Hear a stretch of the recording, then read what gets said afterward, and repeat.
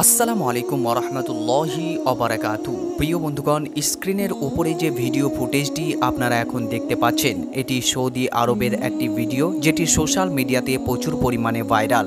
প্রিয় বন্ধুগণ, এই ভিডিও ফুটেজটিতে দেখা যাচ্ছে একজন বেহায়া নারী বেহায়াপনা করে সকলের সামনে ড্যান্স করছে, যেখানে বড় বড় আলেম এবং মুহাদ্দিসও উপস্থিত আছে এবং সেখানে কিছু বোরকা পরা মহিলাও উপস্থিত আছে, যারা অনেক বেশি কষ্ট পাচ্ছে, কারণ তারা তার দিকে দেখতে পাচ্ছে না, তার কারণে তারা মাথাকে নিচু করে আছে। হ্যাঁ প্রিয় বন্ধুগণ, এই দৃশ্য দেখে সকলেই হতবাক হয়ে গিয়েছে যে মদিনার বুকে অর্থাৎ মক্কা শহরে এরকম ঘটনা দেখে সকলেই আশ্চর্য হয়ে গিয়েছে। তারা এটিকে কিয়ামতের আলামত ভেবে সকলে ভিডিওটি বেশি বেশি শেয়ার করছে। প্রিয় বন্ধুগণ, এই ব্যাপারে যখন সৌদি সরকার জানতে পারে যে একটি মেলাতে এরকম একটি গান বাজনার স্টেজ করা হয়েছিল, তখন সৌদি আরবের রাজা এর ব্যাপারে বড় অ্যাকশন নিয়েছে এবং তাদের ব্যাপারে একটি কেস দার্জ করা হয়েছে এবং তাদেরকে ওয়ার্নিং দেওয়া হয়েছে এবং তাদের লাইসেন্সকে বাতিল করে দেওয়া হয়েছে। এবং তারা এও বলেছে, যদি কোনোদিন কোনো রকম প্রোগ্রাম করতে হয় তাহলে